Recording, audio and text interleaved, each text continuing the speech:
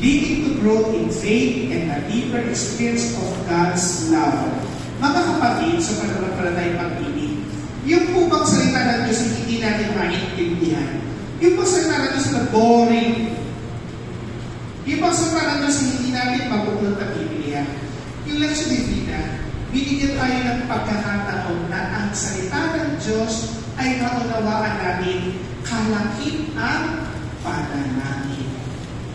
Kaya kung pag-uwi nyo sa bahay, yung Bible po ninyo po nasa nila, baka marami ng alikap na. Sa akin bago baka yung Bible po ninyo, kaya sa mailway, hindi nyo nang binubukla. Bago-bago. Alam niyo ba yung kapag daw ang Bible po daw ay malinis ang puso? Kapag daw ang Bible po malinis, hindi nagagalaw, pero may puso. Hindi binubuklat eh. Okay? Kapatid, in this sense, sana magkaroon, sino ba din yung bata ng Bible study? Malaki Bible study. Ay. Lectio Divina.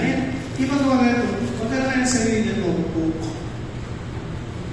Sarili ng notebook, meron na malaki Lectio Divina, pero makalat ko. Sabay ganun eh. Hindi ko nakakaalam ng step by step na ito. Bibigyan ko yung lecture na ito. Gawin ko sa bahay. Sa kanan. Ano na? Bisan muna.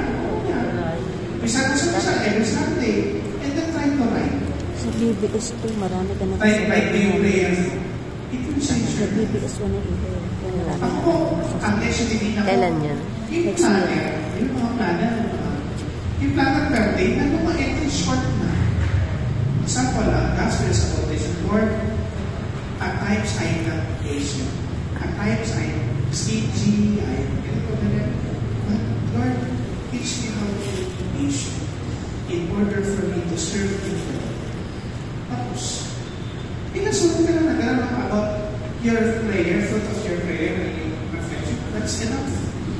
Di mo kailangan masulat ng nobela. Diba? Diba kasi gusto ka ala-ala mo yan, dear Ate Sharon.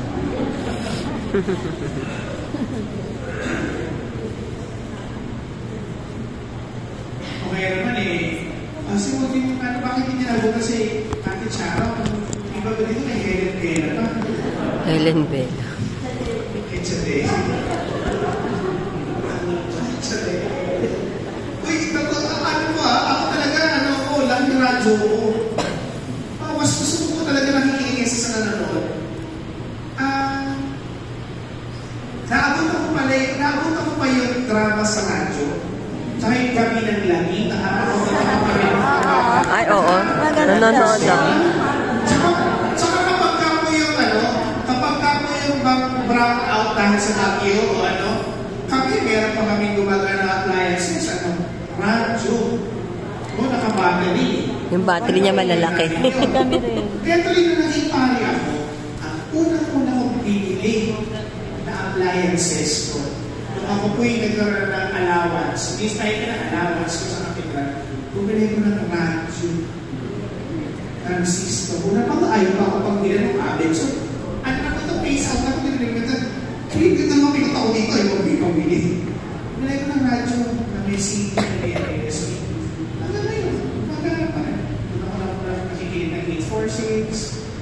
Sa Estreta, nakikinig ako yun. Sa FM naman, pinapalala ko sa 96.3, Easy Rock. Kaya naman yung 98.7, Easy FE na nasa station. Di ba kabisado mo?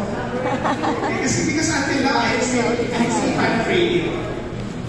Kaya po, gone are the days yung generation po ninyo at naabutan pa namin, kami pinakabago sa generation na yun, yung mind natin is creative because we imagine things differently because of the radio, right?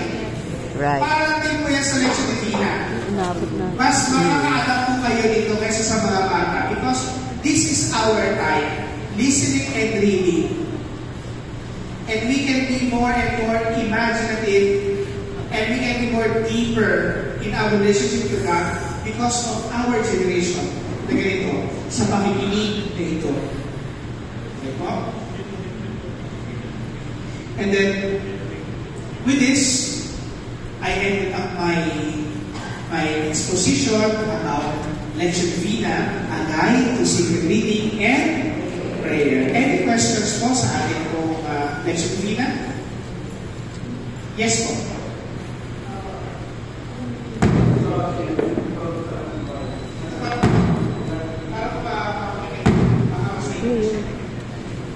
Nagbabasa ka ng mga readings, tapos certain prayer, then meditation dito.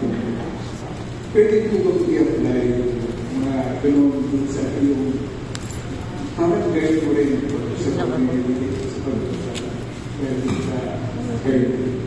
Okay, bali po ang point nyo po yung nakabasa na kayo ng Bible, you have your reflection, pwede po sa pwede ba natin i-apply ito? Yes, pwede po. Pwede po gawin po yun. Even scriptural readings or yung po, meron po mas kaya tinatawag na mga non-biblical text for divine office. Kami po mga pare. We reflect on that. We meditate on that. Kasi it's a holy reflection. That's okay po. Wala lang po we can use that for our Lectio Divina. Para po kasi ang ginawa natin sa Lectio Divina, we just formalize into 4 steps or 5 steps ng prayer. Meron na tayong method na sinunod. Okay. Any questions? Clarifications? Violent reactions? Yes po. Yes, we can share it. Maybe, sabi ko kay Father Rose, parang kung baka hindi mo sapat yung isang session lang about Lectio Divina, because we need to have a workshop on this. Kailangan natin ng workshop dito. Sabi niya, expose mo lang yung about prayer.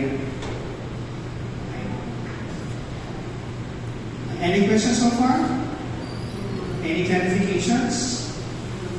Buying reactions? Going once? Going twice?